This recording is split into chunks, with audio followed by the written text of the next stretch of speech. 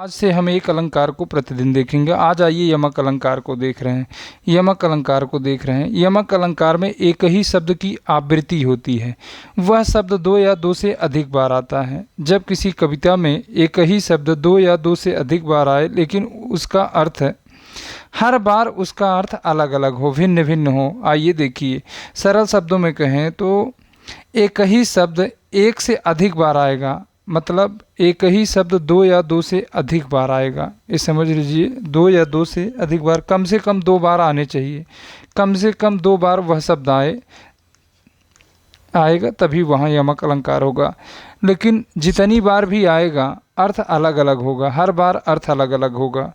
तो आइए देखते हैं उदाहरण को।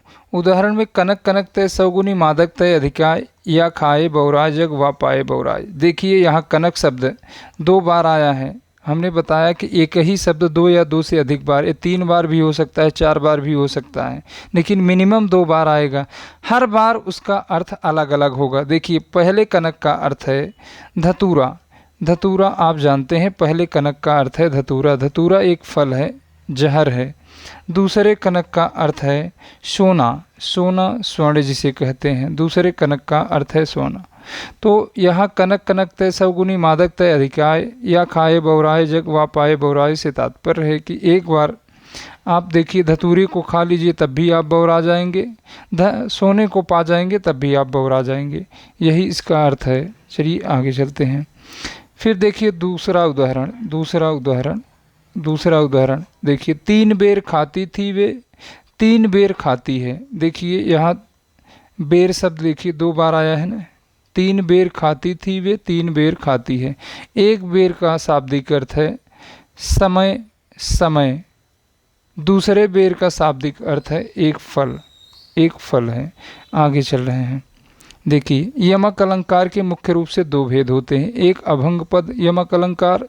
अभंग पद यमक अलंकार में क्या होता है, जब किसी शब्द को बिना तोड़े बिना खंड किए ही अलग अलग अर्थ निकले उसे अभंग पद यमक अलंकार कहते हैं।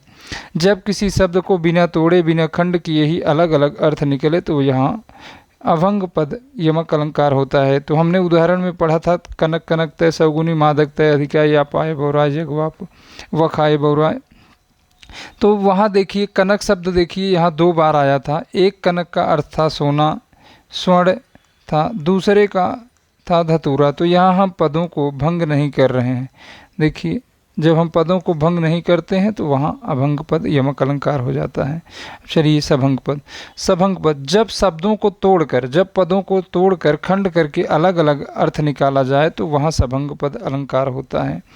जब पदों को हम खंड कर दें, जब हम पदों का खंड कर दें और अलग अलग अर्थ तब निकले तो वहाँ सभंग पद यमक अलंकार होता है। आगे देख रहे हैं उदाहरण से।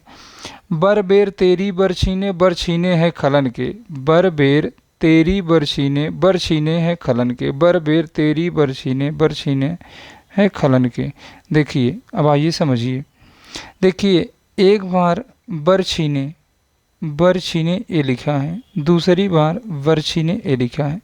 तो पहली बार देखिए बरछीने और बरछीने दो बार लिखा है। तो पहली बार जो बरछीने लिखा है, देखिए अलग करके जो बरछीने लिखा है, देखिए बरछी प्लस ने बरछी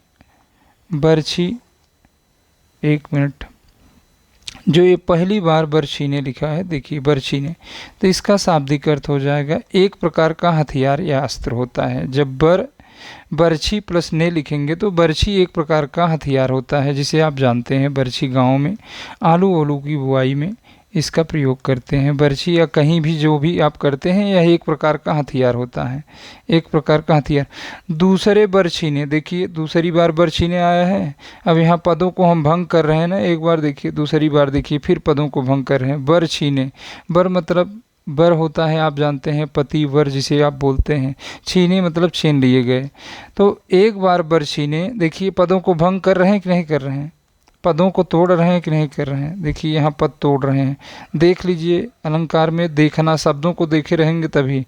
देखिए बर छी प्लस ने, देखिए भंग है कि नहीं।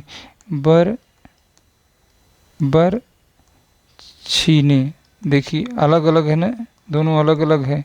इसका अर्थ देखेंगे तो आप एक हथियार हो जाएगा बरछीने का, एक प्रकार का हथियार अस्त्र हो जाएगा, दूसरा बरछीने से हो जाएगा बर या पति। तो आगे चल रहे हैं, तो शिल्पी की सीरीज हमारी चल रही, प्रतिदिन शिल्पी का एक सेट हम लाइव करवाते हैं, तो आप प्रतिदिन देखा करिए, आप अपना मूल्यांकन किया करिए। तो बस यहीं तक, आप सभी को धन्यवाद। अब अगले एपिसोड में मिलते हैं श्लेष अलंकार के साथ, श्लेष अलंकार के साथ मिलेंगे। धन्यवाद।